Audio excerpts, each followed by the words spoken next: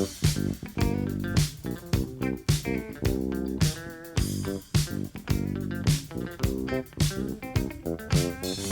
cookies. I love cookies. I love cookies. I love cookies. Welcome to Cookies, the world's most influential basketball podcast. I am Ben Dietrich. Jordan Rodelli is off because today is his birthday, so wish him well if you see him on an island with hot dog legs. But Andrew Kuo does not take days off, not even birthdays. Mr. Andrew Kuo, how was your Christmas holiday?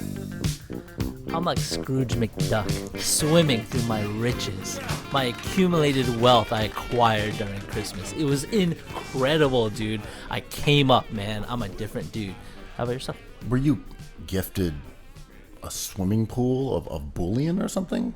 Like, are you doing bouillon? Or not beef bouillon? Are you doing like belly flops into doubloons and things like that? Yep, I'm an elderly duck who has amazing diving form into cold hard cash. You really got to make sure that when you swan dive into your mounds of riches, you got to hit the paper part. Like when you go straight into that species, you can break your fucking neck, my guy. Yeah, luckily it's all paper, man. It's just like there's no bad entry point into this pile of accumulated wealth at other people's expense. I mean, is this due to your middleman tendencies? No, how did you acquire all this ill-gotten wealth? Oh, I have two family members who gave me a bunch of plates and a cutting board. Oh. It's very nice. They know I love to dine. Love to cut. It was very nice.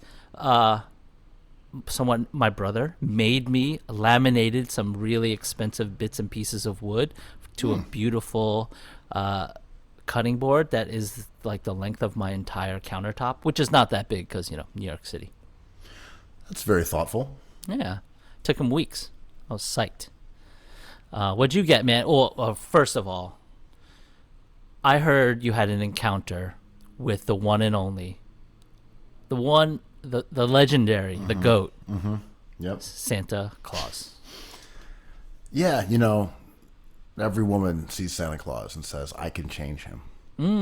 The Santa Savior complex. You can't change him. He's gonna work one day a year. He's gonna be coming down chimneys.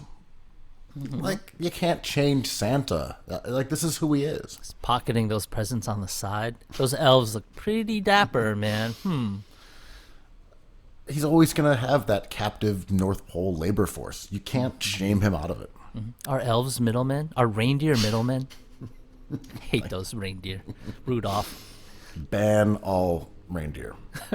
Rudolph. Yeah, so one of my friends told me that he had a Santa Claus outfit. Our friend Richard Zerbo, a longtime listener, subscriber on Patreon. That's how you know how good of a listener he is. Friend of the pod. He said, I have a Santa Claus outfit, the full works, and he said that he wasn't going to be using it on Christmas Eve when I was going to be meeting up with my family for our Christmas dinner. So I went to the building in the city, changed, in the lobby, in the vestibule. Didn't tell anyone about this plan. I came up ringing bells outside the door. The bells of war had arrived. I just ding, ding, ding, ding, ding. My family opens the door. They are agog. I come kicking in the door like a Santa Claus home invasion, yelling ho, ho, ho, beard flying, wig flying around, ringing my bells. Sounds traumatic, man. What the hell? What the hell? You're triggering me now, man. So my young nephew was not fooled for a second. I mean, he just pointed at me and just was like, I know, Ben. Just immediately just exposed me right off the bat. He was like, he's playing Santa Claus with the wrong hand. And my small toddler niece was traumatized. And she was hiding under the kitchen table like a terrified dog. Even later, when I just kind of put the white wig back on for shits and giggles, she fled weeping. So I'm sure in I don't know whether 3 years, 7 years, or 25 years, there will be some ramifications from my Christmas Eve actions. So I apologize for all those problems later in life that came from Santa Claus. But again, you can't change them. I call bullshit on all toddlers. I'm like, yo, crying at a clown? You haven't read It? That novel's like 1,000 pages long. It's like, oh, you're crying at Santa Claus? What do they know about capitalism? Nothing. Grow up and pay taxes first, and then cry at Santa Claus. Seriously, like... Get real. Little stinkers. Yeah, those little stinkers, like, rooting to trade Ben Simmons and not even paying taxes and crying at the accumulated wealth of Santa Claus. Man, I can't wait to talk about the little stinkers when we get into the Basketball. the basketball portion of the show. But that's ways Sir, off. this is a basketball podcast. For right now, the little stinkers in question are toddlers. who are not, On Christmas. Who are not pulling their weight. How long did you keep this outfit, this charade going? Weeks. So it's been 16 days. Well, I think you owe it to the Advent calendar. Right. I'm going to try to make it till Lent. Nice. How is it eating those birra tacos? I can't get my accent right. Another topic we're going to discuss later on in the pod. Oh, your fictional tacos. Spanish accent, yes. Yes. How are you dipping these tacos in the delicious broth with the Santa Claus beard on? Well, I haven't tried that, but I did show up bearing salmon. A big thing of salmon. Smoked salmon from the Jewish peoples, my favorite. Well, from Acme Factory, which is one of the key perks of living in North Brooklyn. Which one did you get this year? I brought several pounds, but wearing the Santa suit and producing salmon. Pounds? Poundage, yeah. Several pounds of salmon. Jesus, that's like a whole salmon. It was very Trading Places. It's like, damn, you're a damn bear wading upstream in Williamsburg, catching these salmon in your bearded enormous salmons from my beard, a la Dan Aykroyd. Delicious. Anyway, yeah, Christmas, great. Did you do a little Chinatown food tour, any chance? Because when you do on Christmas, I feel like that is festive. It was festive. I went out there. Chinatown. Yes. Chinatown is back. Not quite back. There were lines. So usually on Christmas Day, it is, I guess people trace it back to The Christmas Story, the movie, and how the family went to get that duck. A racist scene, but let's forget all about the chopping of the head. That wasn't the origination of it. That was homage to the actual tradition that probably started in like Jewish households. Right, because Hanukkah is and Chinese households. Yeah, I was gonna say. I was like, how do I say this? But yeah, it's Chinese restaurants are kind of the only restaurants that were open back in the day. Italian eateries were closed during Christmas unless you had that gabagool connection like Tony Soprano. Places were closed to the normal population, which was Chinese people, Jewish people, and anybody who doesn't worship at the altar of that capitalist pig, Santa Claus. So he will never change. So, I mean, for one reason or another, in the last decade, Chinatown in Manhattan has become popping on Christmas Day, and we're talking like 2-hour waits for even the most kind of suspect of restaurants. Say it. Restaurants that like don't necessarily crush it would have like a long wait because it was just a tradition, and you're in Chinatown, so what does it matter? One of these will just do. But it was like a thing, and I went in this year a few days ago, and there was lines to like buy ducks and chickens and other hanging delicacies. And obviously there's no indoor dining and there's limited outdoor dining, but it was sparse, and I think a lot of people moved away and or went to see their families on the holidays or beyond. So it was maybe at 15% capacity, sort of like the Bucks playing the Knicks last night. I felt as if people did a good job putting up lights, trees, decorations. It's beautiful. There was a solid effort on that part, but despite more people probably remaining in New York than normal, like proportionately to who was here, it was still very, very quiet. I mean, you had the empty out of people from New York City for the holidays to see their parents or their families or wherever, just to go on holiday. Shout out to everyone down in Miami living that super spreader life. That day one culture. You know, you also have, of course, a pandemic, so people are not out. You have the shutdown of everywhere at 10. But yeah, walking around on some days, it did not quite have that Christmas je ne sais quoi, if you will, because French restaurants are Christmas restaurants. But I did get up around Times Square, and there was people out and about and stuff. And I don't know, I felt it was kind of a cool Christmas in some ways. Yeah, I mean, usually I love the holidays in New York City because it is a degree quieter, and there's a kind of weird feeling to Fun Whist, but there's a weird nostalgic feeling to it. And, you know, I used to go to Max Fish and visit those guys, and the lights were amazing. And Max Fish is a Christmas bar, as we know. But this year it kind of sucked because it wasn't empty for those reasons, and a lot of these places had already closed, and it wasn't that they were closed on Christmas, they were just done. So it wasn't a good feeling, but I was really excited and proud of the people who are still going for it. I missed exactly that, whether it took place Christmas Eve or on Christmas Day, that like gathering with who else was around in a bar or restaurant, you know, and I don't know, that familial warmth of being inside a restaurant or bar on Christmas. That experience, I couldn't help thinking of, man, I just want to be in a bar with my friends. Oh man. Like I enjoyed socializing safely outside and all that kind of shit. Yeah. Sure. I was not particularly comfortable with indoor dining. Did it a couple times, but it was not my cup of tea. Same. But man, I miss being in like a warm bar on some, you know, whether seated or in a little booth, just seeing your friends. And I was really dying for that weekend.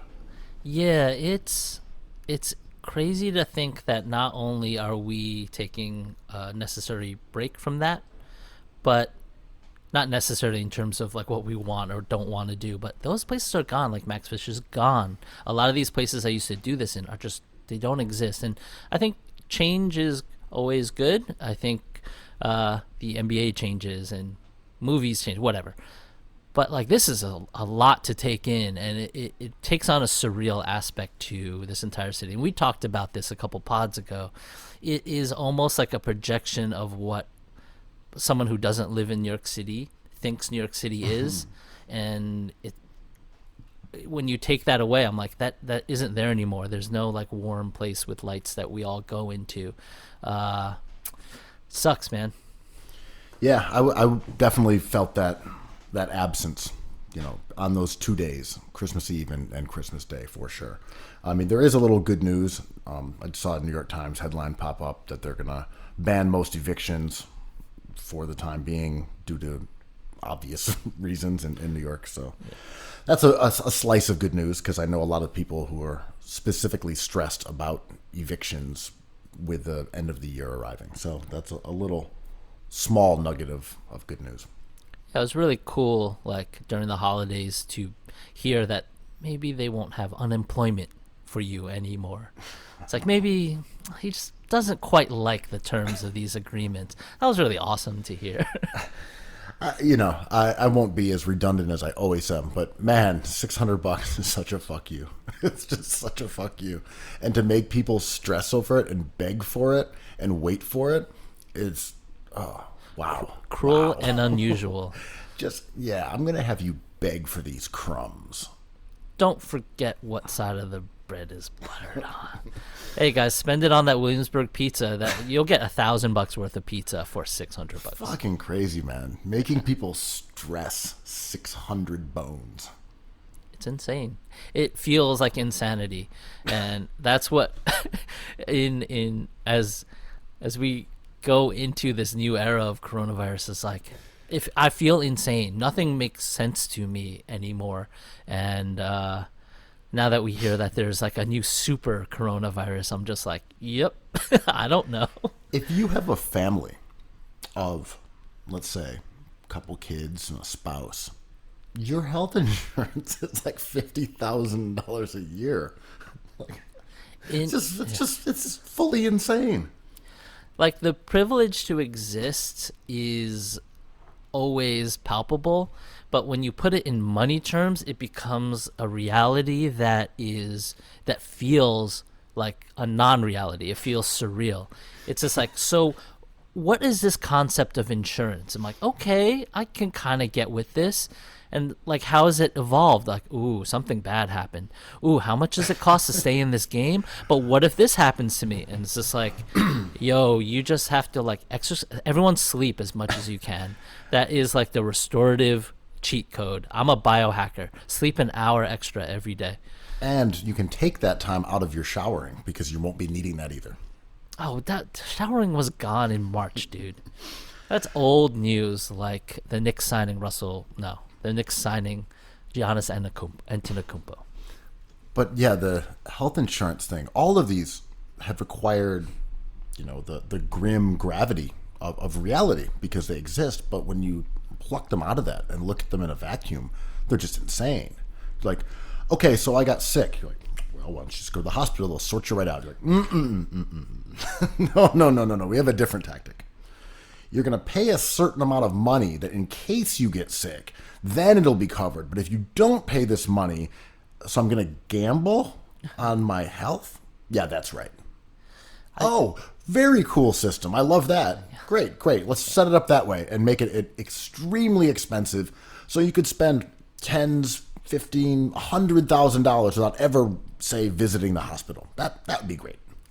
Did you see that HBO documentary? I can't find it. I think they got rid of it. And if someone knows the name of this, please hit us up in the comments. But it was smash that subscribe button. It was about that woman who spilled hot McDonald's coffee on her lap and sued McDonald's for millions of dollars. And the documentary took a turn that I wasn't expecting, where it kind of sided with McDonald's, and it kind of exposed the whole idea of the insurance process and the way our country operates on all these like litigations.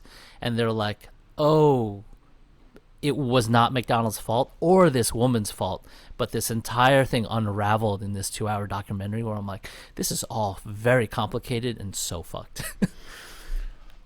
I did not see She ended this. up dying. She was an elderly lady who suffered burns that were so extreme that because of her age and pre-existing condition, she didn't make it.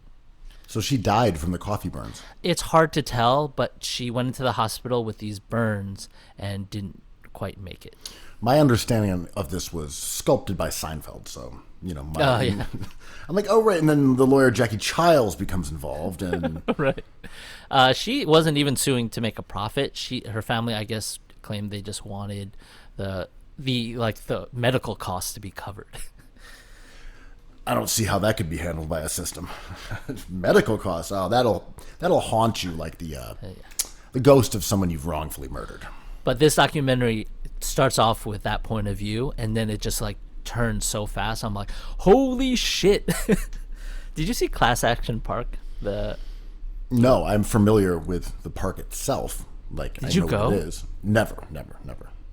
It was kind of far from Rochester. Yeah, I've seen photos of, and I'm sure the documentary has plenty of footage of them, but the one that's a slide that just does like one upside down loop, you're just like, that would kill you. Yeah. The documentary was kind of more lighthearted than I expected. There was a really like somber 10 minutes towards the end about someone whose family who's someone who actually died in one of those slides, which is crazy. But it was a lighthearted thing. It wasn't quite about the legal system. It was just people talking about everyone pooping in shallow waters and like the constant fear of death being the thrill of the park.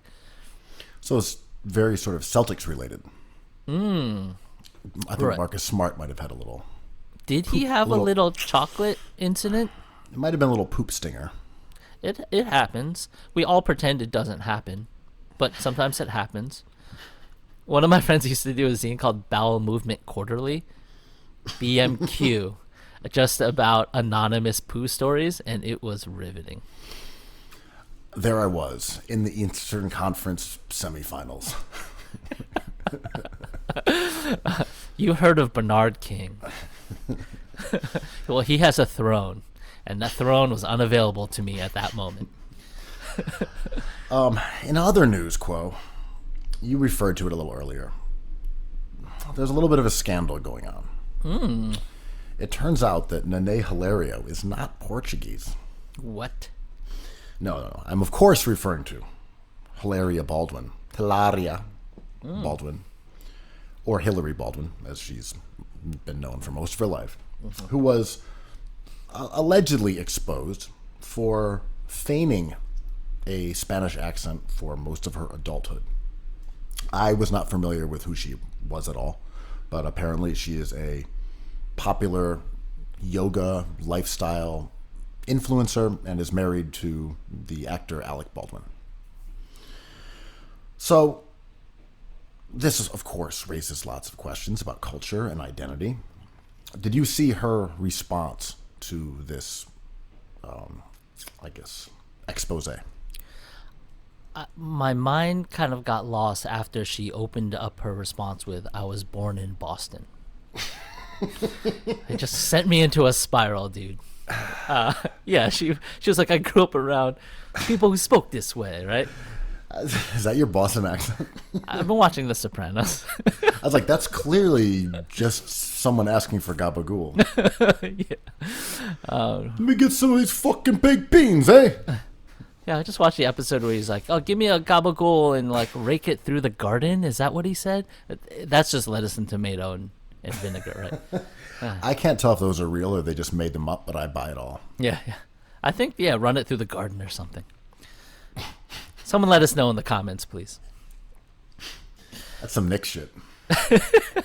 Yeah, just try running it through the garden. You try that with Bobby Portis down there protecting it. Let me get gabagool and enforce the shit out of it. So it was surprising to learn that she was, in fact, another Sub Rosa member of the Boston media mafia. They're everywhere. And I believe she tried to distract this attention by yelling something about Simmons and Embiid don't work together as a duo, and they need to trade Joel Embiid for Bradley Beal. Nice. Or her whole response was expounding the benefits of having James Harden, the perfect player, no drama at all, into her life to make everything better. Look, whatever you think about my accent, Jason Tatum is now 8'7". Do you remember when Madonna spent all that time in London, was married to Guy Ritchie, and kind of took on a British accent? I do. And before people could formulate their rage about this kind of phenomenon, were already angry at her. But they were ready to be angry at Madonna at that point. She had kind of stopped producing mega hits and was kind of just a celebrity. So she got a lot of heat for that. And even at the time, I was thinking to myself that this was like not important. But I could see why someone might feel marginalized if someone was walking around being like, Luka Doncic is overrated. I'd be like, my culture is not a costume. And I would take offense. Well, Madonna's a bit different because I think it falls under the category of putting on airs, which enrages the Little Stinkers. Air Jordans? But you know what I mean? Like, Yeah. She thinks she's better than us. She's speaking in the Queen's tongue. Oh, she's eating pickled eels. Oh, she thinks she's better than us. I think that falls under I think that's where the Madonna irritation comes from. Lindsay Lohan kind of did the same thing, but no one really cared. But I will say, I will say the Hillary Baldwin's tale was that she was born in Boston, but kind of obscured that fact and told people that she was in fact from Mallorca, I want to say, or somewhere in Spain, and that her family was there, and that she grew up in both places. And to your point about, intonations being malleable, I mean, code switching exists. And I can think of a woman I knew. She was from Texas, a black woman who moved to Madrid, has been there for about 10 years. And she absolutely has a Spanish accent now, without question. Her kids grew up there. She speaks Spanish. She talks to her friends in Spanish. And she, at this point, has a really unique and unplaceable accent because of where she's from and what she has picked up. But she will forget words sometimes in that way of how you say cucumber. Like, she'll forget some words because she just doesn't speak English that much. Now, I can't say that's what's happening here with Hillary Baldwin. But I will say, from anecdotal experience, I have seen people change the way they talk, not just situationally, but really wholesale. I mean, she speaks differently now because of where she has lived for the last decade. I mean, affectations, to your point about Madonna, affectations could have an offensive vibe to them if the person is just a jerk or trying to do something. But yeah, I agree with you. It's like there's no accident that in the winter I'll just be at a fine dining, a Christmas restaurant, a French restaurant, and I'll say something like, I don't mean to stumble and bumble, but I really would love to coast and toast right now. I just pick up everything around me, and it sucks, but I've been watching The Sopranos, so I've been dropping an intonation like this, I've said on this same podcast, Cookie Zoob's the world's most influential basketball podcast, I have said the same thing, that if I watch a certain amount of hours of Sopranos, I'm going into the bodega and I'm starting some shit. Yeah, man. Fuck you looking at nothing, dude. Motherfucking fucking orange peel beef. Constantly. You can't help it. We're here judging poor Hilaria Baldwin when all it takes us is 2 hours of streaming to beat someone to death with a brick. I know.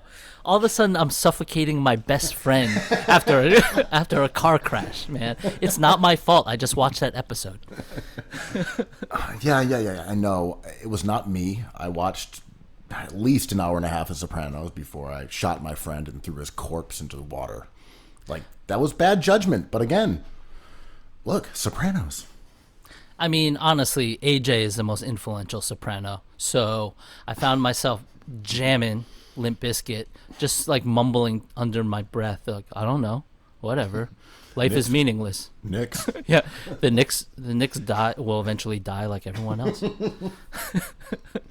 The season will die just like us. But also, the funniest part about this whole scandal with the Baldwin is that she didn't even switch up race or necessarily ethnicity exactly. When people were like, well, she was just a white girl. It's yeah, but Spaniards are white. Mm-hmm. It was appropriation of culture, now they are, but also appropriation of, I guess, just nationality. You're right. Yeah, I get confused with nationality and race all the time. I'm like, that's racist. I'm like, oh, no, it's not. They're just from a different country. Yeah, I mean, I'm not trying to delineate and say what's right or wrong, but it's more that she was just kind of trying to be spicier white. I mean, respect. I didn't wake up this morning thinking I would stand for Hilaria Baldwin, but do you? It's all good, right?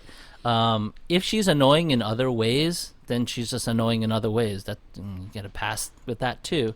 It is funny.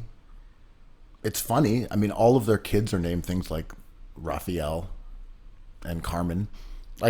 She's really going. She loves the culture. That's also what I was going to say, right?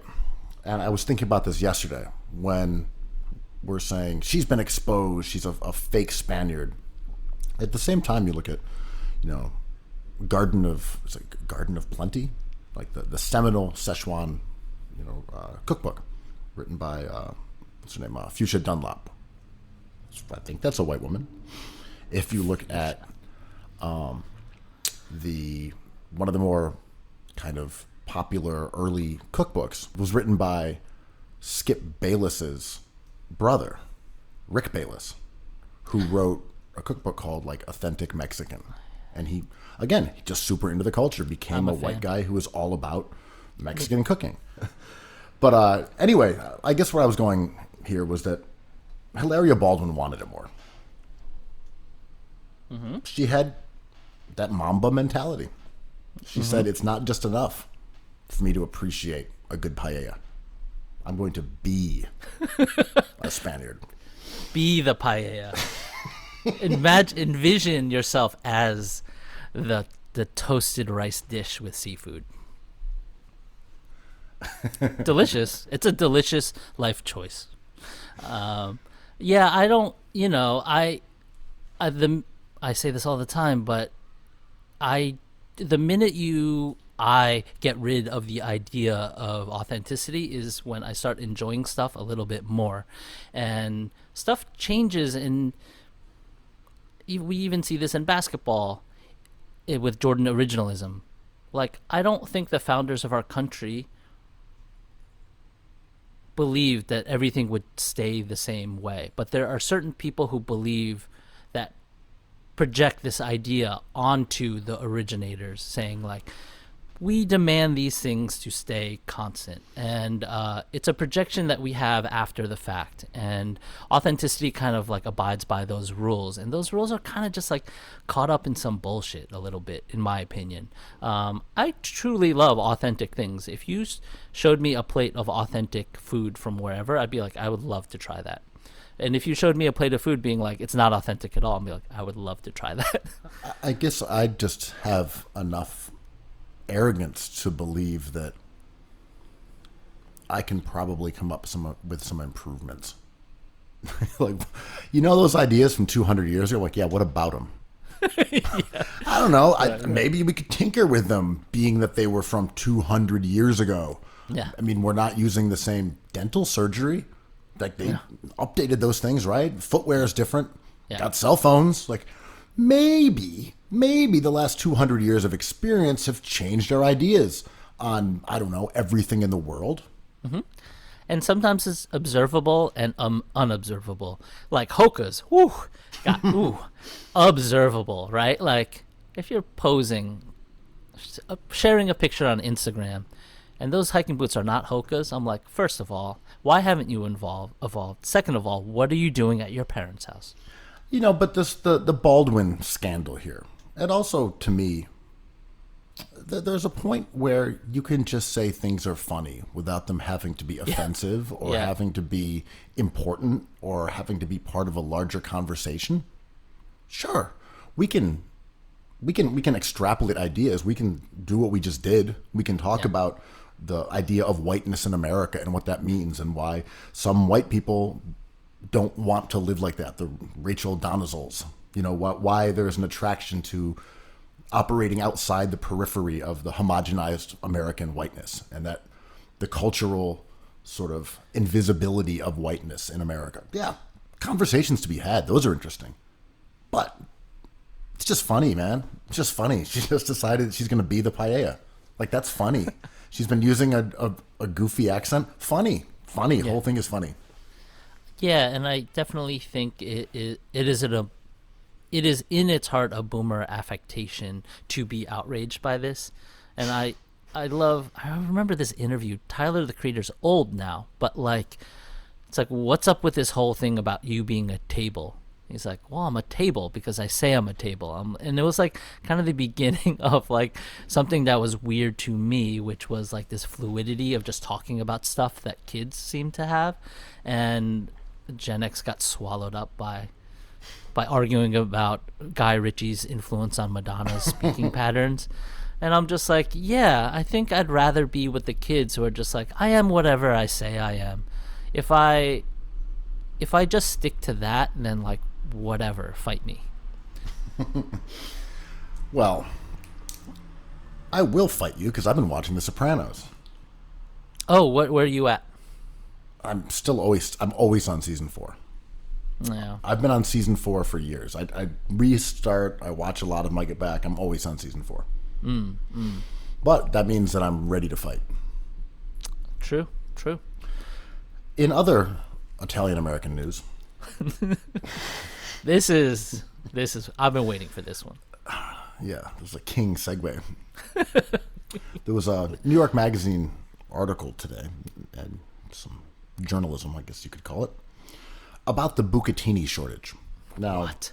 this was whether or not there is a bucatini shortage. It was apparently decided that there, in fact, was one. That it was hard to find dried bucatini in stores. Bucatini is that thick-ass noodle with a hollow inside that's impossible to eat, but super fun to watch someone eat. It's not a Josh... maybe it's a little more like Josh Richardson this year. But it's... Last year he was a little more linguini-like. This year, early on, he's played well. He's a little more bucatini-esque. He is bucatini, but bucatini is so rigid because it's so thick. Can you add... If you added a wagon to Josh Richardson, you might have a bucatini, right? I feel like you're being a little hyperbolic here. Bucatini is basically thick spaghetti with a hole down the middle. Mm-hmm. Just for those who are unaware, I'm sure every single listener is well acquainted with bucatini. You can't twirl a bucatini. I know, but you're making it sound like it's a rotini or something. But you can't twirl a bucatini on a fork, right?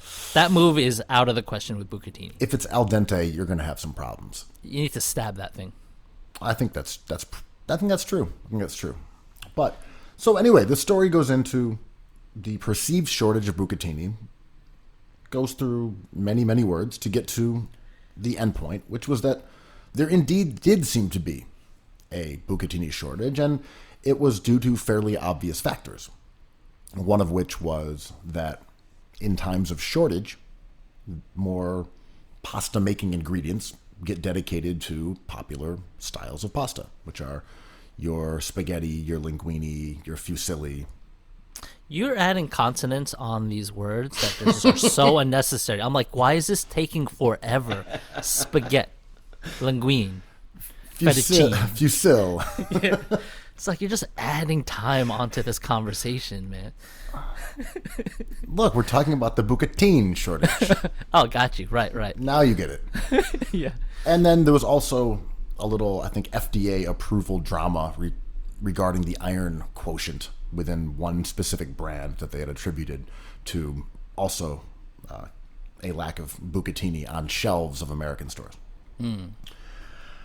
What I wanted to go with here was that does bucatini have a signifying aspect? Like, is bucatini a New York City media, downtowny, hipstery shape?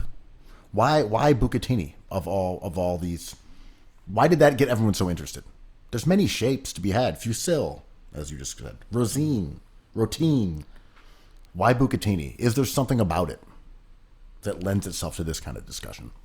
Are you asking if bucatine is the hipster pasta shape? Yes.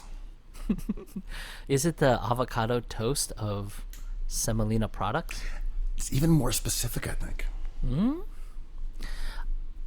Are you buying what I'm selling? I am on this journey fully. The doors of my pasta mind are open. And I'm with you. Open your third fusil. Is bucatine a subculture of pasta? Yes, that's where I'm going. And are we discussing it as if it is a popular pasta shape, but really it's like a dog whistle to other cool media types who also enjoy bucatine? Bada bing! You know what? It feels like you picked up what I was laying down. Like a sheet of lasagna. I mean, okay, so I've seen some YouTube videos of people trying new pasta shapes. And to marginal success, I think. Like, let's invent a new pasta shape. I'm like, it's kind of an orchetta with a little fringe. Oh, that's just a priest being hung. I've seen that one before. Yeah. I mean, is there a ceiling to extrusion? Maybe, maybe not. Is there an extrusion ceiling? Llewellyn Dang, Martell Webster, or somewhere in between. Right. I'm going with yes. Bucatini is a judgmental pasta shape. Like, how dare you eat that bucatini in front of me? I have never cooked it at home. I've only eaten it a couple of times in my life at restaurants. It's fun, but it is not my go-to because I don't have a pot big enough to like cook it right. I do think it was a dog whistle. Go on. It feels like you have something to say about this whistle. Look, I think you have your normie pasta shapes. Like winning an NBA game, Normie. Oh, when 12 of 22 from the field. Wow, what a superstar. Spaghetti. Boring. Oh, we won 73 games. Fusil. Yeah. Oh, CJ McCollum added a 3-point shot. What's the blandest, most basic of pasta shapes? Capellini. That's really boring. It overcooks in a second. It's just like quick. Okay, I take that back because the first bite of capelline is delicious, but it depreciates so fast where I'm like, it's just very beige. You might be the ultimate pasta hipster. You went with like an unorthodox shape right off the bat and called it normie. Like Capelline? You zig when they zag.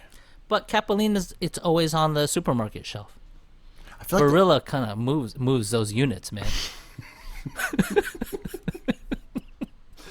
I feel like the normies are always the same.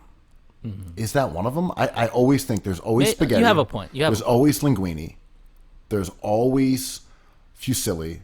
And then there's always like ZD, right? ZD. Those are like the four. Rigatoni. Those are like the four pillars of the normie pasta castle. All right, we're getting dangerously close to the PBB, the pasta big board. It's dangerous. It's a dangerous line to walk, but we're walking it. It is a angel hair thin line, and we are tiptoeing across it. Capellini is angel hair, right? Am I getting that confused? You know what? I don't like angel hair. Neither do I, but the first bite is nice. Yeah, and then you realize it's just a big lump. Yeah, it kind of exudes too much starch and gets mushy so fast that you can't eat it fast enough. It's like a fast break pasta. 7 seconds or less. At this point, I'm just unclear what we're doing. Are we just going to go through pasta shapes for the next 45 minutes? Listen, some basketball analysis is just naming players on a team. Is that not what we're doing? Sir, this is a basketball podcast. You're like, yeah, but Fusil. Well, anyway, this is where I was going. Tyrese Maxey. Okay, so Bucatini was a dog whistle to like downtown, youngish, hipstery, media-y people. For sure. Like, where do they sell Bucatini? Is that like a normal thing that you get? Not really. It's kind of like red saucy, classic, but also has a little bit of a gourmet edge to it. Like, you have to know what you're doing with some Bucatini. Some Tyrese shit. You didn't grow up eating Bucatini. Yeah. It's like it's a cultural signifier. And this kind of reminds me of a few years ago when I think this is in the wake of a lot of anti-carb behavior, which I do not approve of. I view it as a form of shaming. Dark days. Those are the dark ages. Yeah, it was anti-carb. It was shaming. Mm-hmm. And you saw a lot of kind of influencer types, like Emrata, Carolyn Freeland. They made a kind of thing of eating big plates of pasta, steaming red sauce pasta. Living their best life. Exactly. And it was like a refutation of those limitations of the carbless life. Mm-hmm. And say, like, you really can have it all. And then you had Vogue do their pre-Met Gala dinner at Forlini's, which is an old school red sauce place down in I guess it's Chinatown. Baxter Street. Yeah. Or I guess you could call it like City Hall area, whatever you want to call it. It's next to a Bales Bonds place. Yeah. But anyway, they had the Vogue party down there, and all the photos were, of course, these fabulous people eating pasta by the truckload. And then you had like Janae Lombardo's like one of birthday us. party was there, and there was a New York Times article about it, and Forlini's, and you had all these, Australian models dining on Fusil. So all I'm saying is there was certainly a signifying element to eating pasta, specifically like red sauce pasta, over the last few years ago. Mm-hmm. I'm saying it's a thing. The pasta signifier. It's a thing. I'm with you. I don't know what to do with this information. I'm just sharing it. We have to weaponize it somehow. It's our obligation and right to do that. We have to. It's open carry takes. Like, well, stop judging me with your pasta choice. You have weaponized pasta. Wow. It was a long, strange trip, but like I'm a full-on thick spaghetti guy now. I don't veer off of that. I have an assortment in my cupboard. Those beautiful egg nests of fettuccine. Orchetta is always represented. There's proper representation in my cupboard, but I always go for the spaghetti because I like the way it twirls. I like the mouthfeel of it. I use a brand that we're not supposed to use because of their politics, but I believe they have the nicest dried pasta in the supermarket. But so to your point about like supply and demand of these pastas and the places that make the pastas in a time of shortage where there is a demand, there's a supply demand, but not a demand. Right. I think this entire conversation goes back to you nailing it right off the bat and saying it was a signifier for a type of people who eat that kind of pasta, and of course it is scarce, and it is celebrating the scarcity of that pasta because it tells you who you are as a consumer of gluteny tubes. Gluteny tubes. I mean, how do you feel about influencers doing the move of I'm just a regular person, just one of us? I mean, they are. I know, right? Show me a person that doesn't like pasta. Where is the person who hates pasta? I mean, I'm sure we can find them, but that's the subculture, right? I mean, wasn't Bella Hadid just at like the roast beef spot on Orchard Street like last week? There's a roast beef spot on Orchard Street? Yeah, the roast beef sandwich spot right across from Scars? Boys Don't Cry and Scars. Oh, yeah, the Italian grocery shop. I've never had the roast beef there. Roast beef is not for me, man. Too irony. It has a tinny feel.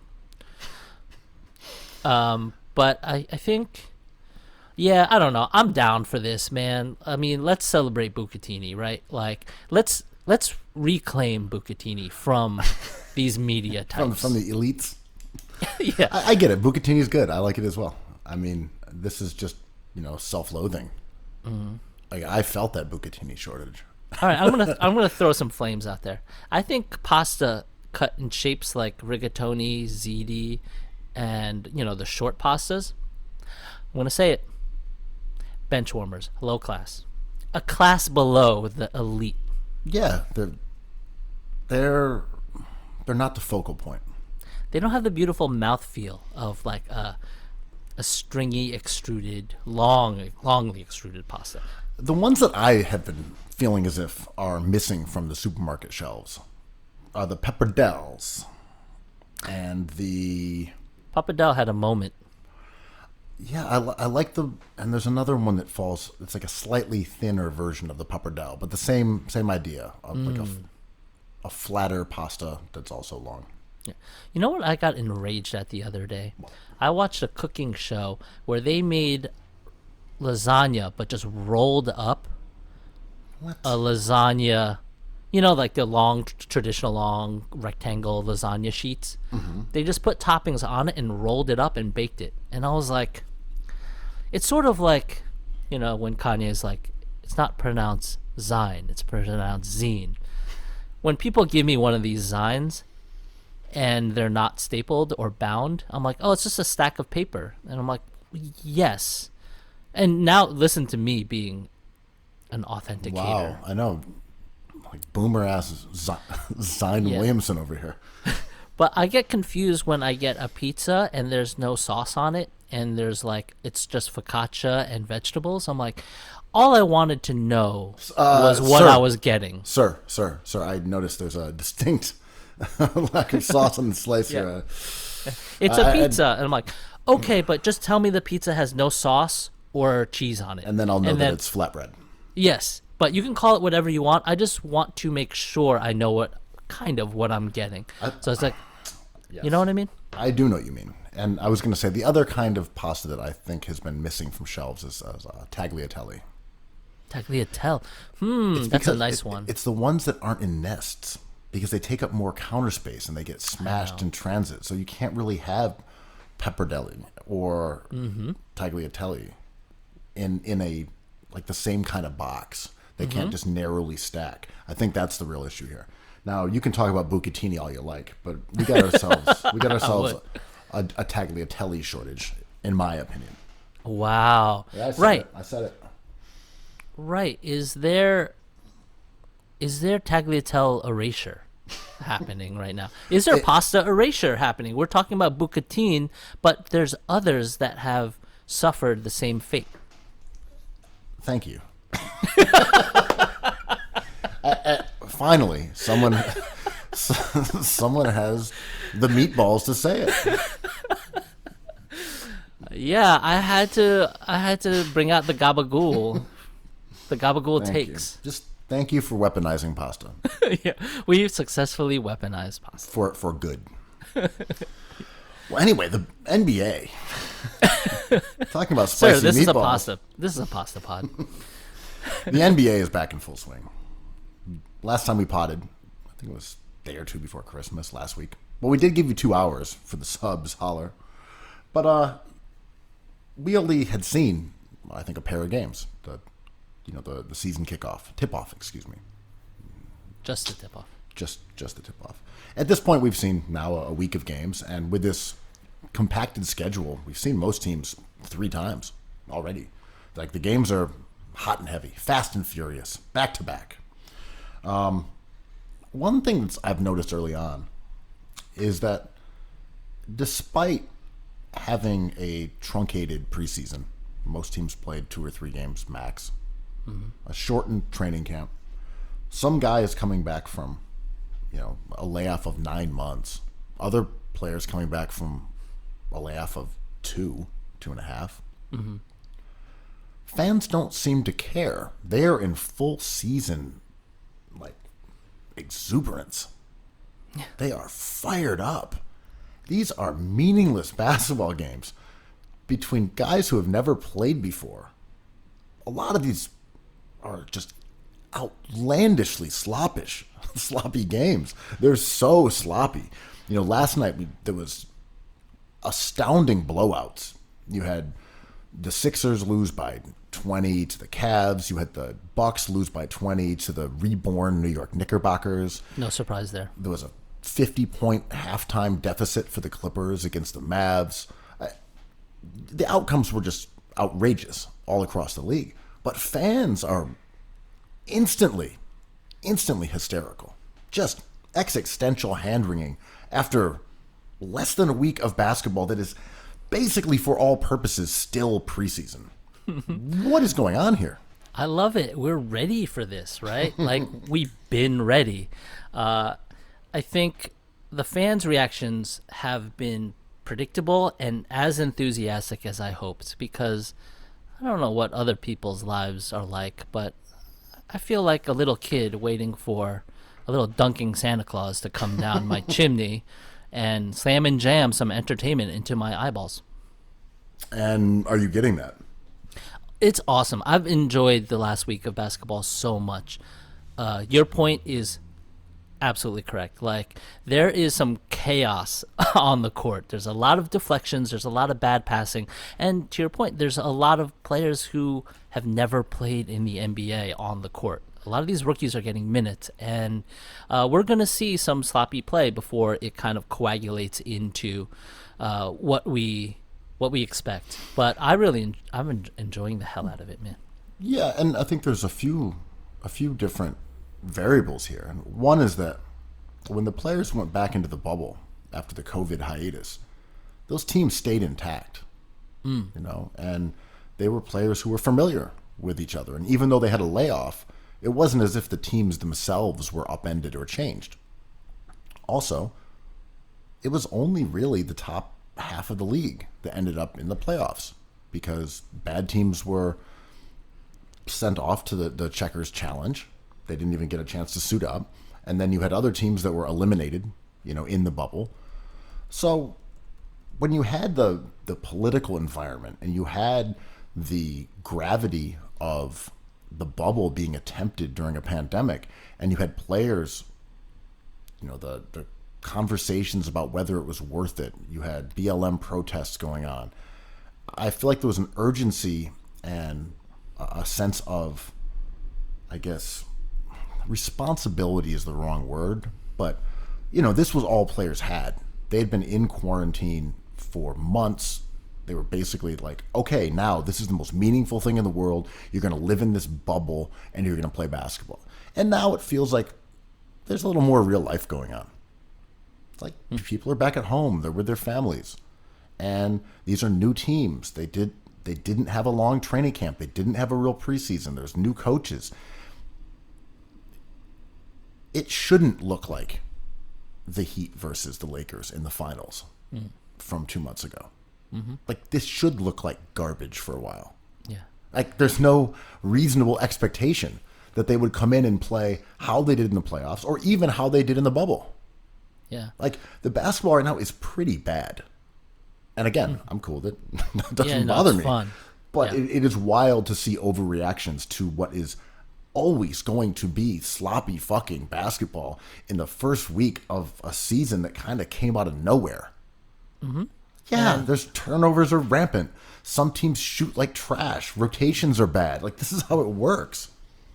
Yeah, and I think we demand too much of these teams and players sometimes, I think. And, you know, the shortened preseason, to your point, well, it didn't give them a chance to tune up, or a first quarter of a game. Like, it's like they look as bad in the second half as they did the first. I'm like, I think it takes 40 games maybe. It's a longer kind of tune-up than within a confines of a game, a preseason, or a week, you know. And I think and there's a lot of bad teams out there too. By the time we see the conference finals, we may say they've properly tuned up. Everyone's dialed in. Also, these are the 4 best teams in the league, or 4 of the top 5, you know. Right, and you look at the shortened offseason, people had so many varying times off. You know, the Cavs have come in and played pretty well. They've shot well from the floor. And maybe you could say, hey, look, all that extra time off, they worked on their shooting. They are better at shooting right now than other teams Andre are. Drummond is a baller, man. But you know what I mean? Like, I'm just saying, you could look at them and say, oh, they've had a chance to improve and they've gotten better at shooting and they've been doing it more, versus other teams who say have not. Yeah. I don't know. I just have a trouble with people getting so wrapped up in early season results. Mm-hmm. And I think there's the way we tier players and the way we say a player's good or bad or kind of good or will be bad, all these projections we put on players, I think the same is true for fans. And as a collective, we can say fans like this player don't. But, you know, now that we have Twitter and people have a lot of places to discuss these thoughts as individuals, it's safe to start tiering fans, right? And, like, we're not warmed up as fans either. Like, we're off our game as well. We're not seeing things with our clearest eyes currently because we're so excited, right? Well, that's true. But I also think we're at a point where your fandom is now 24 hours a day. You know, you've calcified your opinions. You don't want to change them. You have one belief. You argue it. It's now your identity as a fan. Right. God forbid your prediction doesn't come true. Right. You're on Twitter. You're on Reddit. You're on whatever, you know, format you're sharing and discussing basketball. But, like, that's your opinion 24 hours a day. And you are heated. Yeah. You don't come in and watch a preseason basketball game and say, all right, cool, whatever. You come in and say, I want to be right. I want my opinions to have grounding in what I just saw. And Rank I 'em. want to lord it over people. And again, this is natural. I'm not being judgy about it. I'm just saying, you now have this in an environment where there's nothing going on besides basketball. People aren't going to the bar. Many people aren't going to work. It's like 24 Politics has been hours. kind of decided. Yeah, I'm just saying, people aren't going to the movies. People aren't doing shit. They're sitting around at their house watching every single basketball game and getting fired up, despite the fact that not eating bucatini. Yeah, despite the fact that these games are bullshit. yeah. But also to the counterpoint, I mean, I agree with you, but there is no difference between the value of the first 3 games versus the middle 3 games of the season or the last 3 games. These 3 games are information. And what else do we have to go with? Well, I would say they're very different. No, I mean counting-wise, like wins, losses, right? Like they all stack up. Yeah, for sure. I don't care about those things, but I know what you mean. Or like player averages or BPM, 6 games from now we'll have more information for advanced stats, and unfortunately or fortunately they will count the first 3 games. Sure. I'm saying, personally speaking, I just don't really care about the outcome of any game. Unless it's in the playoffs. I just don't care. During the game, I care. I want things to happen. I would like to see the team I'm rooting for win. Even when like the Sixers were tanking, I never rooted for them to lose a game because what I want doesn't matter. So I would watch them play, knowing that it's advantageous for them to lose, and root for them anyway, because I don't want to root against players that I like. I don't want to root against the team that I like. Not out of morality, just like that's not fun to me. Yeah. To me, like, as a Knicks fan, hoping that they don't blow out the Bucks every night, the winning and losing doesn't even come into play. It's just like I'm looking for jokes constantly. Be like, that was funny. Ooh, this person looks promising. But as soon as I see a player like go off, like your boy, the god, Elfrid Payton, I'm like, simmer down, Elfrid. You're draining too many buckets. You want it too much. Yeah, no, of course I watch the game and I want the Sixers to win. And until that final buzzer, I'm hoping that'll happen. But as soon as it ends, it doesn't matter. Well, but stewing in a regular season loss is so insane to me. Yeah, but I like fans who do that. We don't do that, but I love people who are like, "Ooh, that was a heartbreaker," and I'm like, "Yeah, you care about this. It's kind of cool." I agree. I'm again, no judgment. I just mean, personally speaking, you watch games with me. I get animated while I'm watching a game, but after it's over, it's like that shit didn't happen. I can't care about a regular season game after the final whistle. I kind of, and this is because my team is never in it, maybe, but I don't even care about championships. I'm just like, cool, that's noisy as hell, and congratulations to the team that won. I don't know.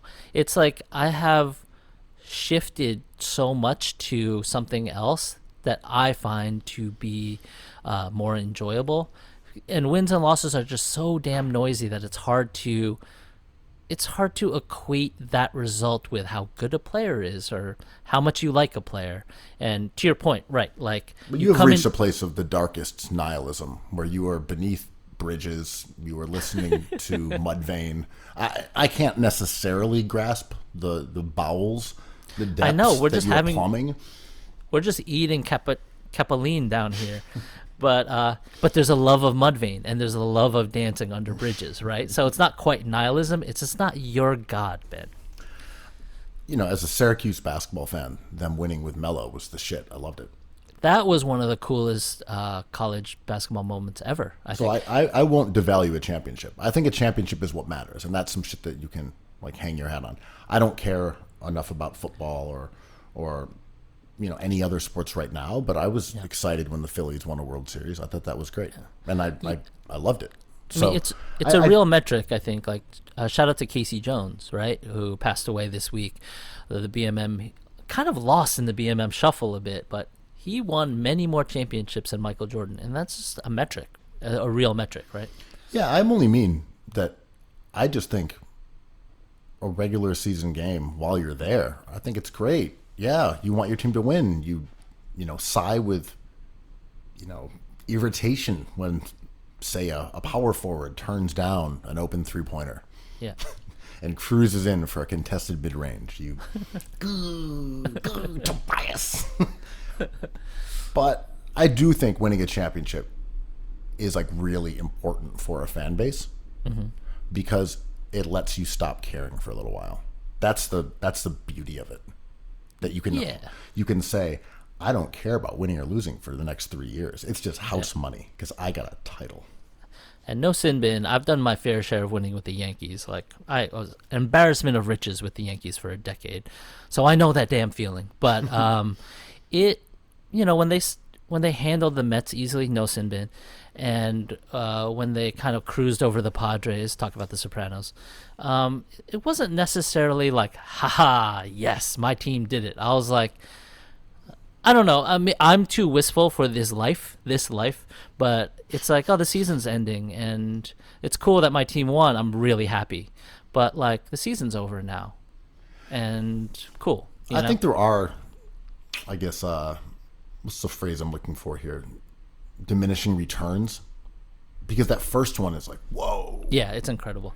And then chasing that dragon. Right. Yeah. After that, like, yeah, we did that. That's cool. We did it again. Yeah. But I do think that the mental security of knowing that your team has won a championship, I don't see Golden State fans really flipping out. They're like, oh, we're going to be bad. Yeah. Oh, we're shitty. But we got those chips, you know? Oh, my God, did they? Yeah. It's all right. They, as you said, an embarrassment of riches. Yeah, and it shapes, we've talked about this before, it shapes certain identities of cities. Like, the Lakers won an asterisk bubble championship, one of one, a unique outlier, the Bucatini of championships. And Lakers fans, I think, as a whole, handled it predictably. They were very, very happy, and it seems like they had been in a drought forever. So it's like, it's all relative, and, no Simbin, but living through the Patriots' reign kind of shaped what the Boston media mafia does, right? I don't know. I think they've been at this a lot longer than that. But this generation has been galvanized by probably the best sports team in history. Or so the Boston media would have you believe. I mean, the Patriots are fucking good. Sure. Are they better than the Joe Montana 49ers? Yeah, definitely. But are they? Yeah, I think so. But I mean, are they? There's no reverse BMN. Are they? Do not become the BMN, the Ben Media Mafia. Speaking of which, yeah, the Sixers fans, the little stinkers, are up to their old tricks again. Man. What I really enjoyed the most, genuinely loved, was the little stinkers, the people who just despise Ben Simmons. They just will not recognize how great of a player he is. That they were forced, because of the James Harden trade rumors, into grudgingly acknowledging that Ben Simmons was good, because otherwise that trade would, of course, be preposterous. Right. So they are forced to also pretend to be unbiased. Well, I mean, I love Ben Simmons. Great player, fantastic defender. I just think for the Sixers title window right now, they really should pull the trigger on this trade. That's just my opinion. Took like 15 minutes into the first half of their game against the Cavs with Joel Embiid on the bench. Simmons on pace at that point for a 25-point triple-double. For them to explode with rage. So angry, so furious. He sucks. He's never gotten better. He can't finish at the hole. He turns the ball over. I'm like, you couldn't even do it.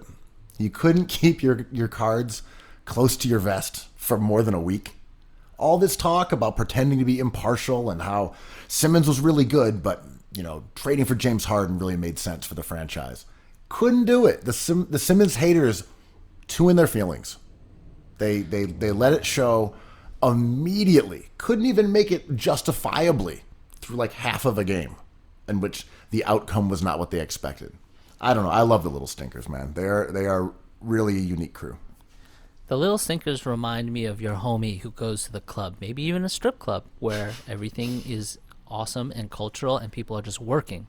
And it's packed. Everyone's having a great time. But the little stinker in your crew is like, I don't like the song. I'm going to request a better song, and goes up to the booth. And it's like, you should be playing this. And it's like, okay, little stinker, we get it. You have an agenda. This is a good time, but you want it more on your terms. That's fair. It's like, well, I paid for these drinks, and that was a $15 cocktail, so why shouldn't I have a say? I'm like, okay, little stinker, you got your voice. And then 10 minutes later, he's back at the DJ booth requesting more songs. That little stinker. I mean, of course, the same people who dislike Ben Simmons want him traded for James Harden. Like, obviously, those two populations I love James Harden. are a Venn diagram that overlap completely. Completely. The same people who don't think he's that good think he should be traded for a star with like a shorter, perhaps, window of excellence. But of course, those two populations are identical. No shit. Yeah. But I will say, watching them pretend to be like respectful of Ben Simmons as a basketball player and then just melting down fully in game 3. Yeah. It's just like, it was delicious. It's like, again, no sin bin. There's a lot of Philadelphia football controversy happening. Whoa, you are wiling right now. What's happening? I know. You've But taken I us said to I said wide, no sin bin. all right, you did. But I feel like this griping is cultural to certain cities, and we talked about how like winning and losing shapes cities all the time. The Philly narrative, or the Philly stories that bubble up on Twitter, like little tiny stinky takes, are like very on brand always. And like, you sometimes you do a good job of opting in or opting out of certain things. Like, I have not paid attention to the recount drama because like it doesn't matter to me, because it reminds me of a fan who's like, Ben Simmons is not good. It's like, well, he's good. He's an all-star at least. It's like, no, not on my watch. And it feels like something that is a wall that there is no discussing nuance with a wall. No, but and also, we'll move on from the Sixers because there's plenty of stuff to talk about and Ben Simmons, etc. But the Simmons thing is fascinating because I love it. He's been fantastic this year. It's been great. He looks phenomenal. Even in the bad game, he wasn't that bad. A lot of turnovers, but like the whole team just had an off day. But I just don't care about turnovers. Like we know who he is. Like, you can have a bad game without being a bad player. That to me is like, for sure, what is James Harden has bad games. But, exactly. But and we talked about this with Kyrie and Durant. They are remarkable because they are such consistent shot makers. Yeah. Of course they're going to have some bad games. They went and lost to Charlotte last night. Yeah, exactly. They're going to have some games where they're off. It's just that they are consistently so good at making shots, which is what makes them unique and different from guys like a Bradley Beal or a Devin Booker, who are both good shot makers, very good shot makers, but just not on that plateau. Mm-hmm. And that's what I love about someone like Simmons and someone like Embiid, that even when they are bad, they are great. Mm-hmm. And I think after 3 games of watching Simmons, it's clear that he's the best defensive player in the NBA, maybe by a lot. I mean, right now, I think he's second in the league in deflections per game, first in defensive loose balls recovered, 4th in blocks. I mean, he's just outrageous. He's absolutely insane at defense. And then offensively, like, true shooting percentage of like 60%. I mean, and people are like, this guy should go to the G League. Well, it is this wandering basin chat, right?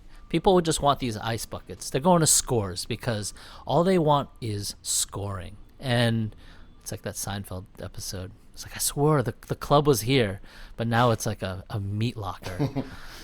And I think his superstars who don't score in volumes never get the respect I think they deserve, like Draymond Green. And we're seeing it right now with Rudy Gobert. He's the only reason that team has been a marginal contender over the last decade. Yeah. And he gets roasted as being wildly overpaid because he's not a bucket guy. Yeah, he's not a mobile vat. Yeah. He's a good player, man. For sure. I don't like Rudy Gobert. I find him boring. I find him distasteful, aesthetically unpleasing. But he's the reason why they're good. But he's the reason they're good. He's an elite rim protector who also has one of the highest field goal percentages in history. Like, he's exceptionally good at those limited roles that he does, and it turns them into a good team. Yeah, and all the focus is around Donovan Mitchell because he moves like Michael Jordan and he's a walking bucket. And I think it makes sense to love these players who score a lot. I love scorers too. They're amazing. Dwayne Wade in his prime, I just couldn't believe my eyes. But it's these players like Ben Simmons and Draymond Green that are more appealing to me now because they are such, like watching Ben Simmons play, even in these first 3 games, like every possession for an offensive team versus him is a pain in the ass because he's everywhere. He cuts off lanes. Of course, the other team is going to score on him occasionally, but like he put RJ Barrett in Simmons State Pen like instantly, and everyone's like, oh, he's having an off night. I'm like, why can't we just say Ben Simmons is shutting him down, because that's what happened. I don't know. I just love players, and this is enough about the Sixers, but I just love players who are good every night at what they do, and those are consistent. And I think that's how you build winning teams. There are guys who have the ability to drop 35, 40 points. They have that skill set, and that's important. And I think that can be a catalyst to unexpected victories, to hot streaks, to big games. But if that's your superstar, and that is an unreliable attribute, then I don't really trust them. I want guys who are good every single night at what they do. And, watching Jason Tatum in the fourth quarter of the Celtics' loss against Indiana last night, he takes many, many bad shots. They're just running ISOs. And he's shooting step-back threes. The one he made against Giannis that won them the game, I mean, that was a bank. That was a miss. Sorry. That was a bad shot. That's a miss. So really, he should be 0 for 2 with step-back threes in game-winning situations. I don't mind, taking a 3. But, these are not good possessions. And we hear about Brad Stevens being, the architect of this unselfish system. When I watch them, it's just Tatum playing hero ball constantly. And I do wonder if this is something, a product of Jordan originalism, but also tied in with kind of the gas of the Beantown Media Mafia, where they're saying, you're a superstar, you're a superstar, you're a top 5 player, you're a top 5 player. And he's going out there and feeling this need, this, necessity to try to create difficult shots with the game on the line. He tried it against the Heat and did not work out well. He shot them out of a couple games. He got stymied at the rim by Bam Adebayo. But again, watching him last night, just attempting extremely difficult shots. I'm sorry, man. Give me the person who, shoots 60% at the rim and figure out something else. I don't know. To Brad Stevens' credit, when you have a 7'8" basketball player on your court, you probably ISO him, right? Because he's 7'8", but he's limited. He's so young. He's 16 years old. 16 years old, right. So he's 16 and 7'8". You just got to ISO him because he has no outlier skill sets, to fall back on in spontaneously. So you clear out and you let him shoot whenever he wants. But yeah, watching Boston, the amount of praise that Brad Stevens has received, that team just plays ISO ball. And I'm not necessarily blaming Stevens because chicken or the egg, right? Like his personnel kind of dictates that. This is what we were talking about the other night. You can have a system, but eventually there's players in it. Yeah. Oh, they don't succeed the way that I wanted them to. I guess I have a new system now. Yeah, and I think Tatum is obviously he's really, really good, but he has limitations. He's an uneven basketball player. I mean, it's magical thinking to put him in the category of Harden or Ben Simmons or Kevin Durant. But, he's not quite there yet, and he has no outlier skill set. He's not a shot creator. He doesn't create that many points for his teammates. He's kind of like a very, very good black hole, and that is valuable on the court, and that'll send him to multiple All-Star games, however noisy that is with the voting. But, he's good enough to be considered a solid player, and I just don't see him at this point being that different from Rudy Gay. I don't see him being that different from Brandon Ingram. They're guys who are traditional wings. I like Ingram more than that. Yeah. I'm just saying like the archetype. Like neither one of them is like an elite defender. He's a good defender. You know, I mean, I don't know. I may sound like I'm hedging, but like if he has Tobias Harris's career slightly better, that's a W. I think they drafted right. They paid him his money, and he had a really good career. He's going to make more All-Star teams than Tobias Harris, but he's not that different than that type of guy. And I mean, like I do think that he can get better at things like drawing fouls. He can get better at his shot selection, but at the current moment, it's this sort of self-fulfilling prophecy where he's a quote star, therefore he's going to take 20 shots a game, therefore he's going to score 25 points a game. You know. Yeah, and he's going to have good games, and he's going to have bad games. We're always talking about two things with Tatum, right? The BMM's reaction and sculpting of his perception and what he actually is. And, you know, now that we have games and he's not growing, adding 10 pounds of pure muscle in a week, we have actual things to talk about. Even though, you know, I agree with you, 3 games doesn't really tell us anything, but we have those 3 games, right? And now we can talk about basketball stuff. And you're right. It's all these step back threes. And I just think that what we're seeing with Tatum is like, it's like we always say this, it's a song being sung. Like, oh, I know this tune. It reminds me of another tune. Like, yeah, but it's a different singer and a different style of music. It's like, but it's a hit, right? I'm like, I mean, yeah, that other song was a hit. It really is the Boston response to Kobe. Sure, definitely. Same exact style player. Yeah. Even worked with Kobe, views him as an idol, does all those same jab steps, spin moves, turnaround jumpers. It really is Kobe originalism through the Boston filter. The most beige take I always hear surrounding this player is he can be the best player on a championship team. And I'm like, that tells us nothing. It's like a nothing take. It's the Seinfeld of takes.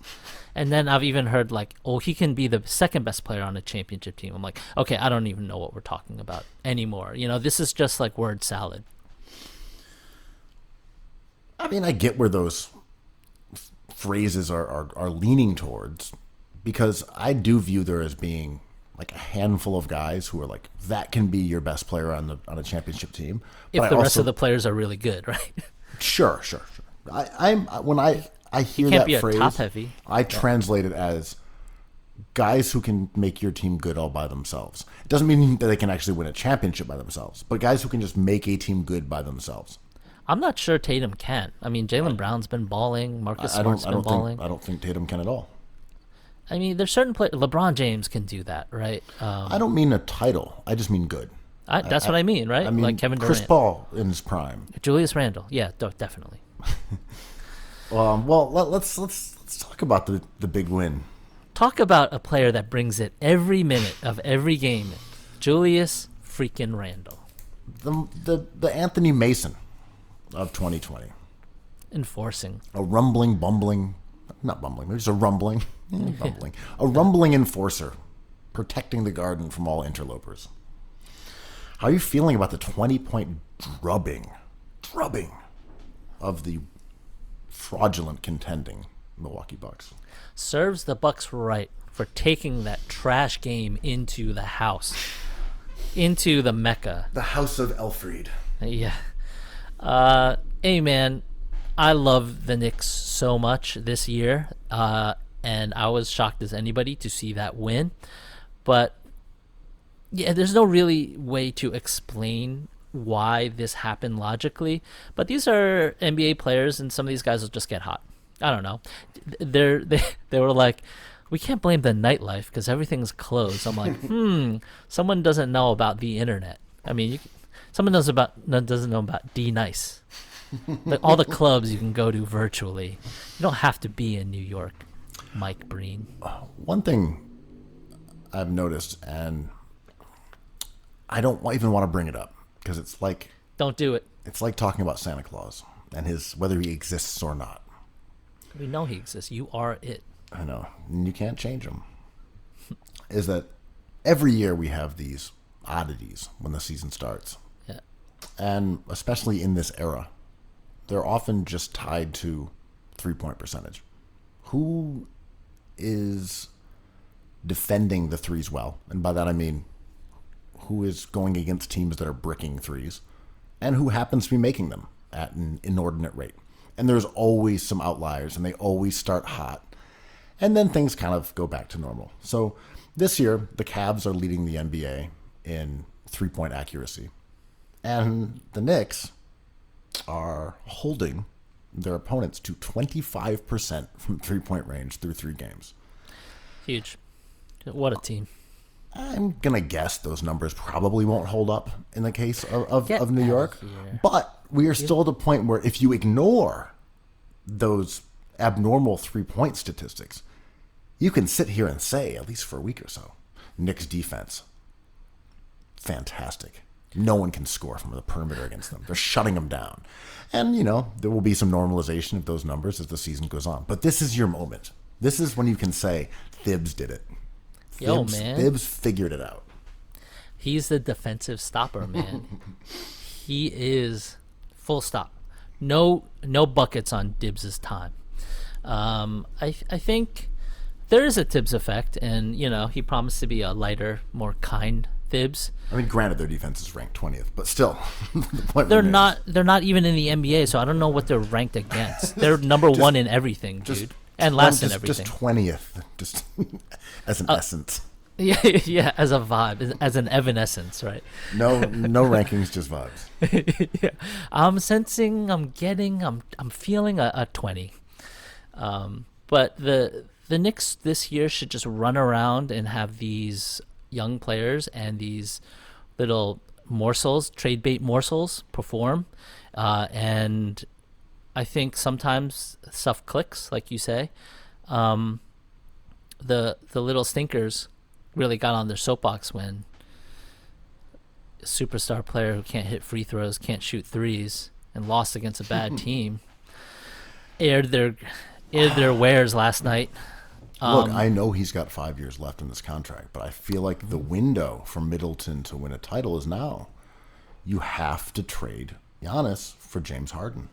There's no choice because, Middleton is balling. You just got Drew Holiday.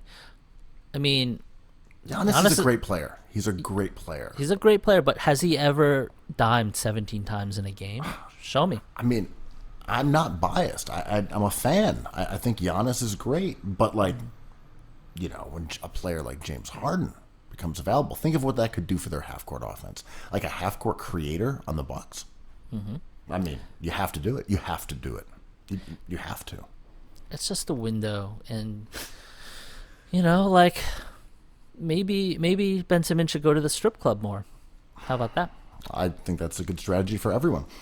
I feel like you might have tweeted about it, and we got into it a little bit, but the part of the strip club being added in whenever discussing James Harden, some real puritanical bullshit. Yeah. Who fucking cares where he was? That's some trash. And it is, Would it have been okay if he was at the farmer's market? Yeah, I don't. But it's not healthy if he was at the strip club? Who cares? I think in that tweet storm, my point was Gordon Hayward having 4 kids is more distracting than James Harden. Infinitely. Yeah, they should have that in contracts, being promise me you won't have 4 kids, and we'll sign this max contract. I think the demonization of James Harden going to strip clubs is racist and classist, there's places in. My friends in Atlanta are just it is not the strip club. It's just what we do. It is cultural here. You guys will never understand, know? And I mean, Portland, I think, has more strip clubs than anywhere else in America per capita. Yeah. And it's just the same as going to a bar. Yeah, and the sort of demonization of, a half-naked woman. What are we doing? Yeah, and I think seriously, what it's 2020. What are we doing? We have evolved to all, I think, understand finally that sex work should be legal, and it is just work. And what makes you uncomfortable doesn't make someone else uncomfortable. and stock trading makes me very uncomfortable. But it shouldn't be illegal. Maybe it should. But like, I think we have moved beyond this discussion in some ways, and then we just like snap back to be like, but it was a strip club, therefore he is a corrupt, like ethically corrupt player. He's not focused on basketball because of the butts. There were butts that were around him.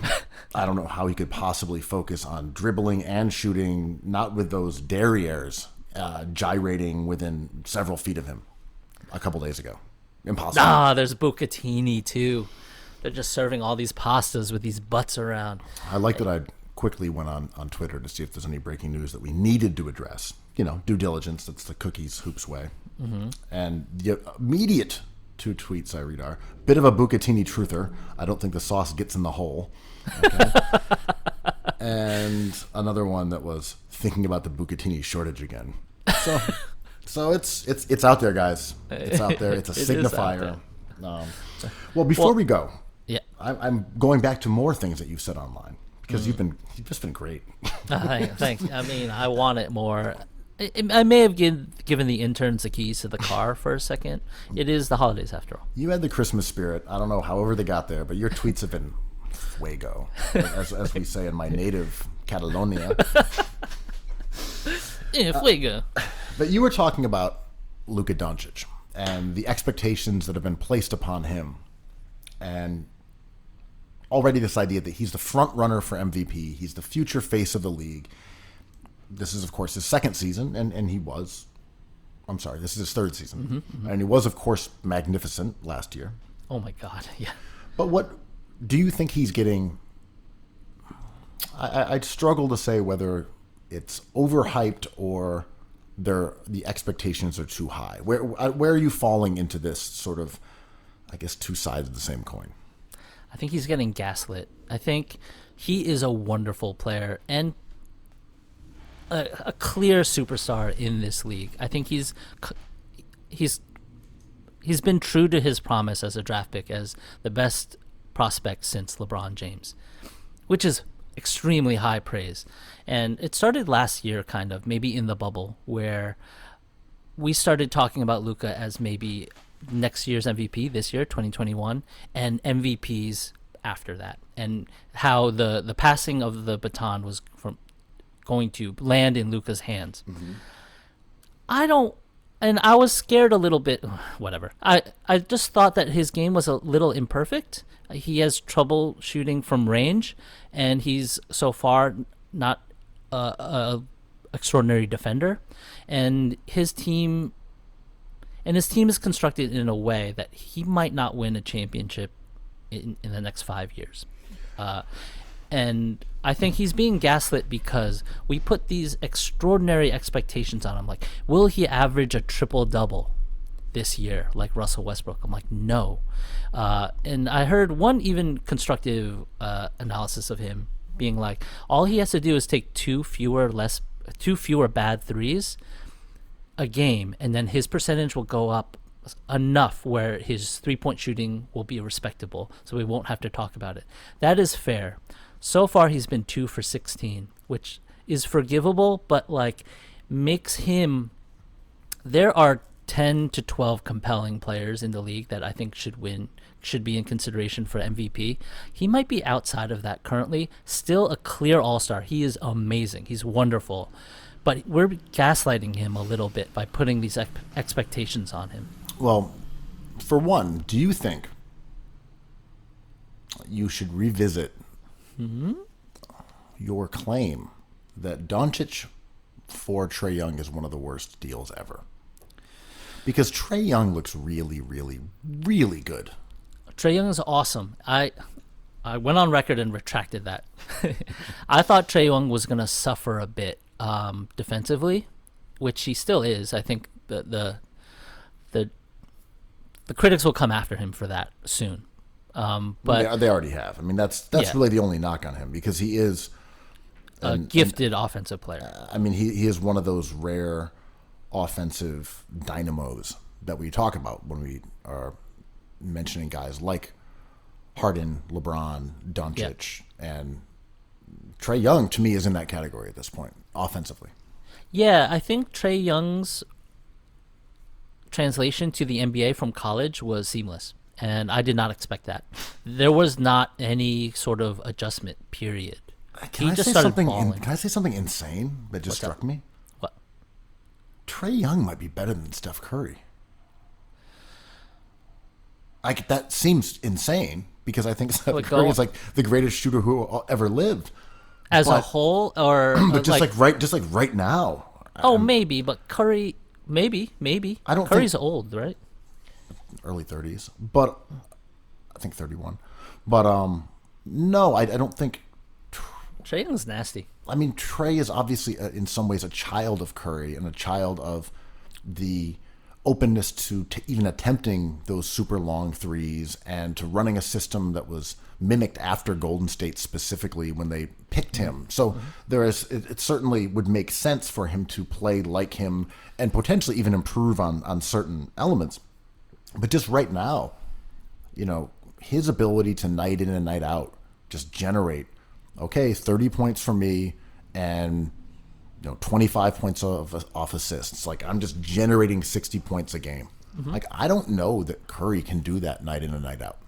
Maybe, and we talked about this last episode. I love Curry so much because I'm not sure how much he cares. He might be like, oh, okay, well, you want me to do that, I'll drop 40 on you a night. But he's like, I don't really care. This is a lost season.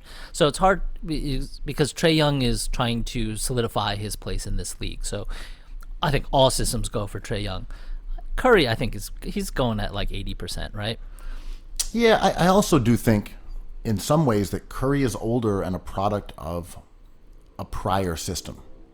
And even though Golden State was light years ahead, of course, that Trae and Luka are products of LeBron and Harden. And Curry was the same generation as LeBron and Harden.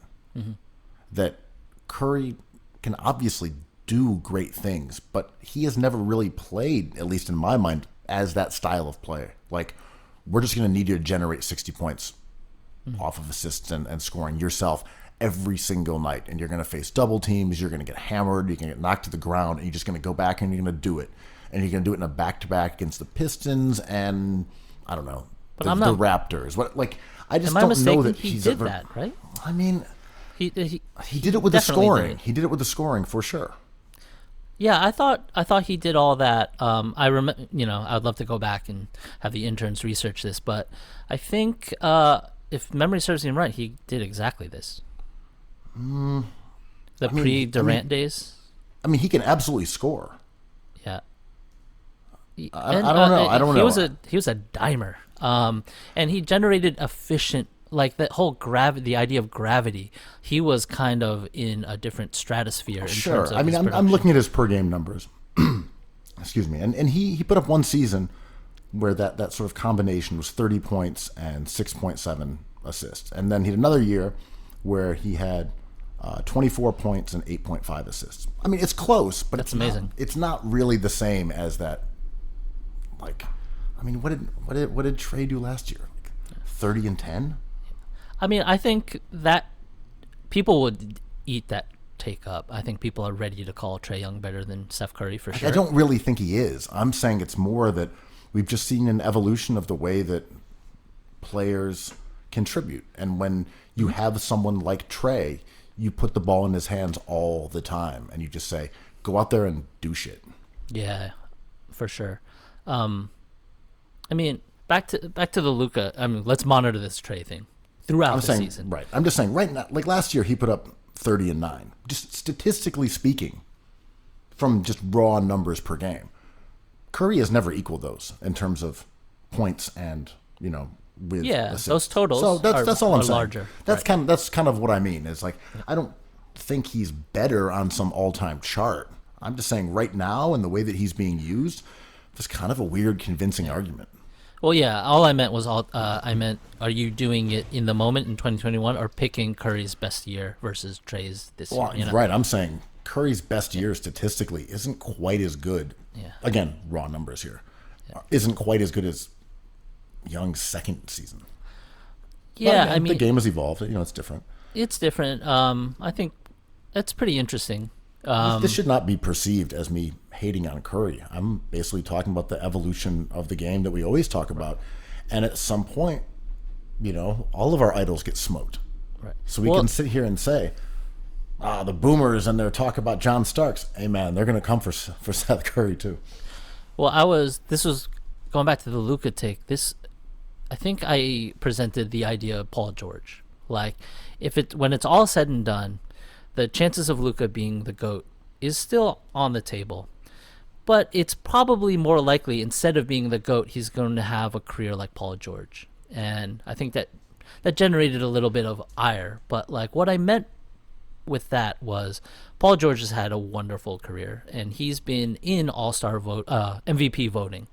And I believe he finished third one year.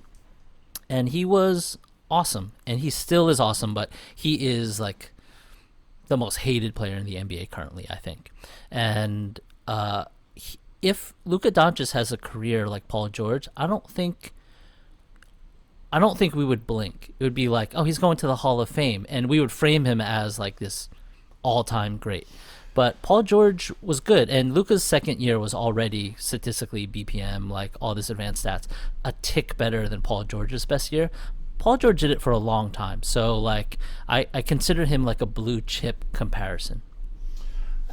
I almost think of this the same way as the Trae Young Curry.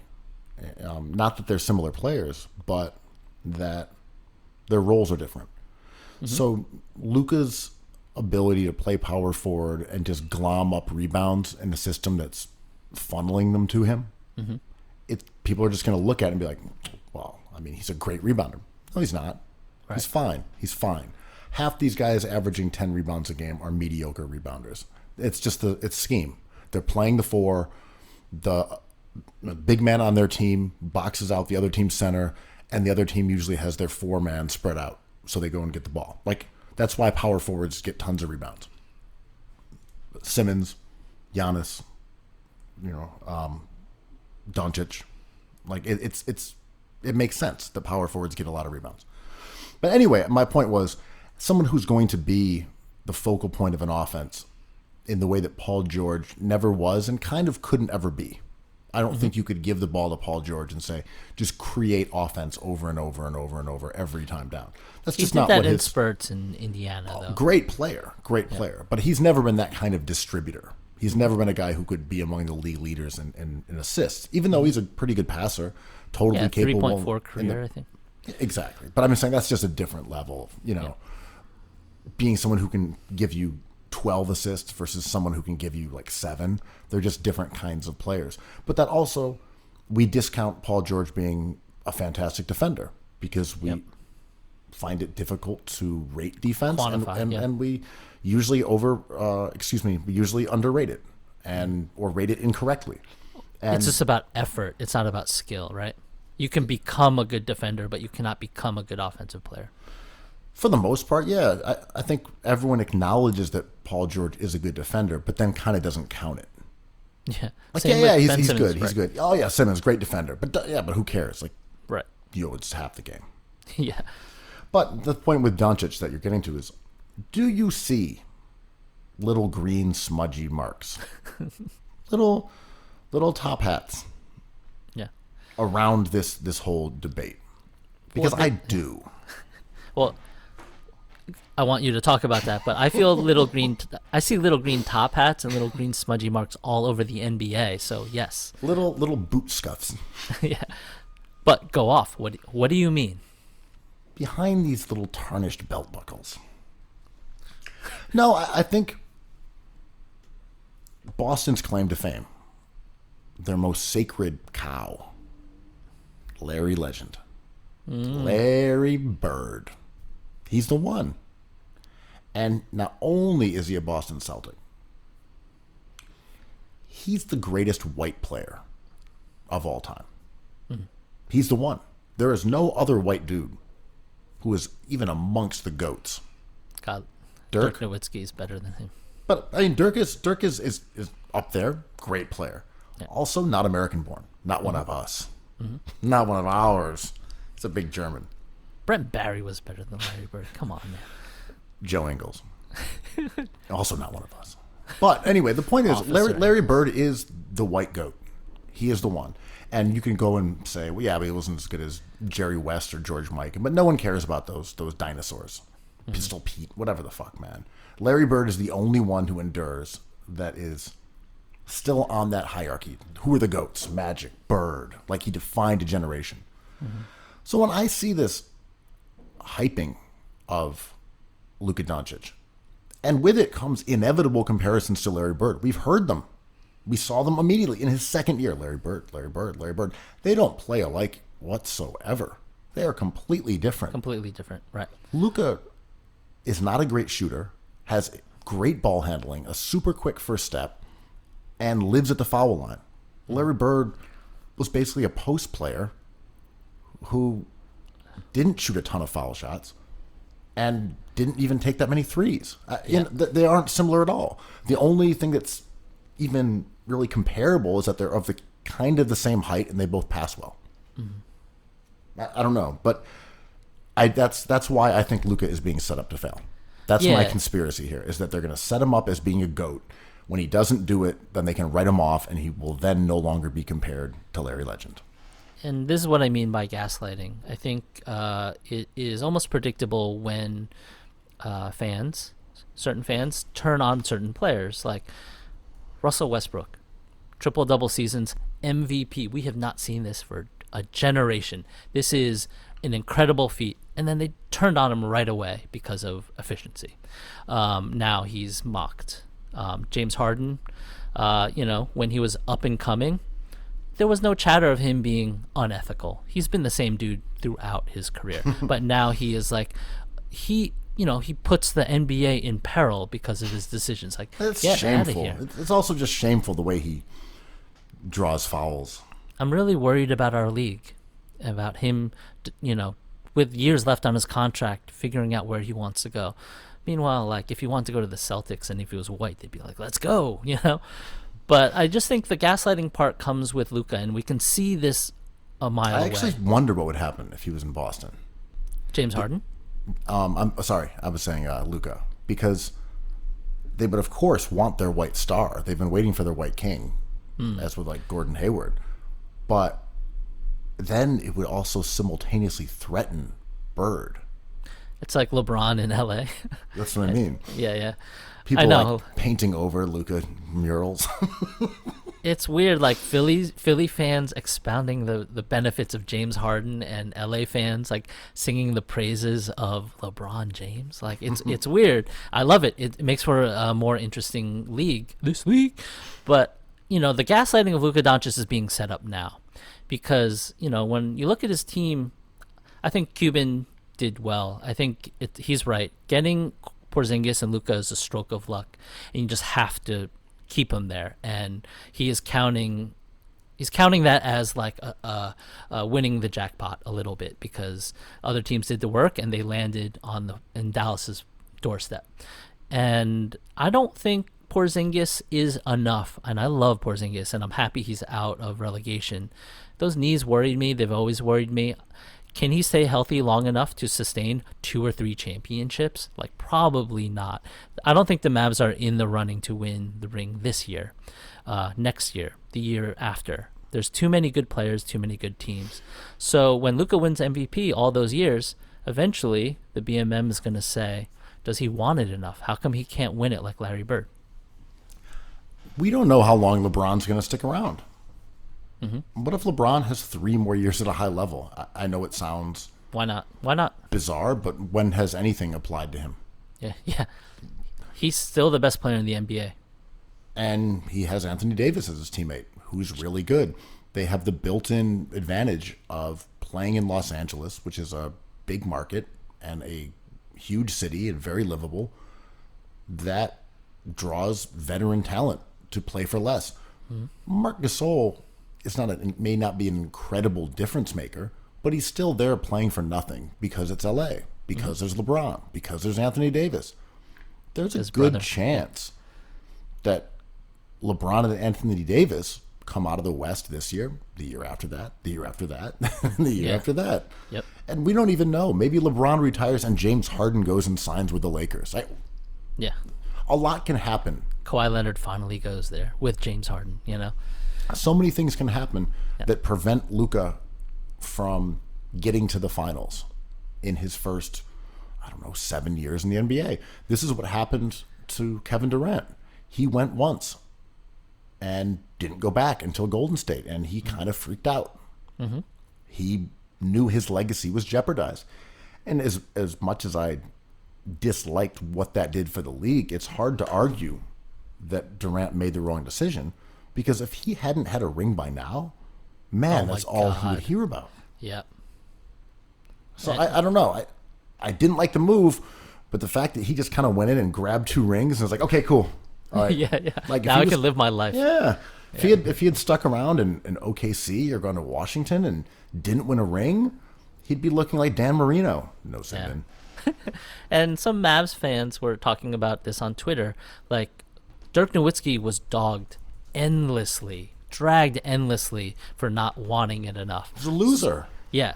To the point where right after he won, remember, he just ran back into the locker room and just wanted to be by himself and didn't celebrate on the court with his teammates in real time, because he was just overwhelmed by all the fucking pressure he had to deal with. I thought that was a great moment in NBA history. But Dirk is a great example, and so was KG. Yeah. They were both guys who were viewed as losers. They were postseason chokers. They were guys who did not come up big when it mattered. Dirk Nowitzki missed a key foul shot in one game. Then they lost in the finals against the Heat. He got upset in the first round against the Warriors in one of the biggest upsets in history. And that was after he won MVP. Dirk was viewed as a soft Euro loser who wouldn't get his ass in the paint. He went on some spiritual quest where he was out in the middle of Australia by himself, just slugging whiskey to get in touch with his masculinity.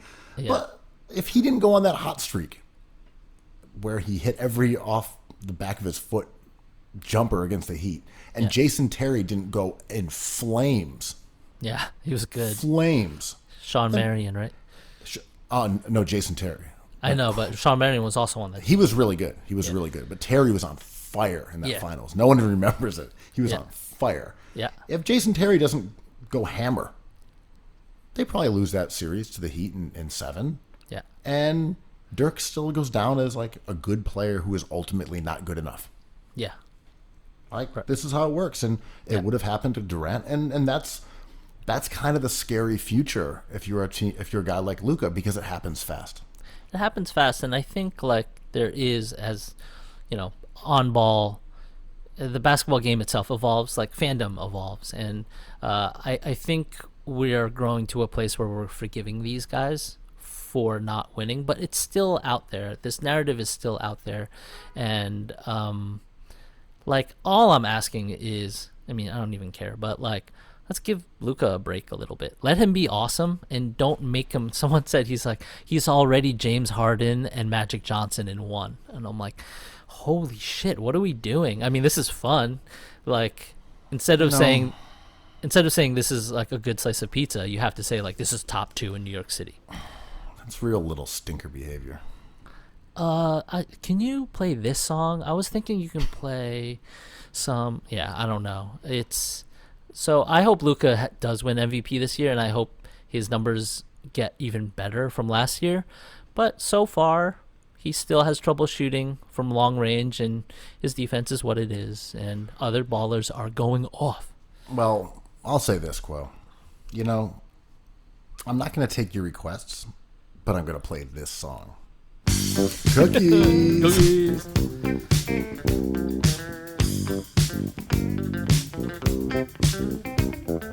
I love cookies.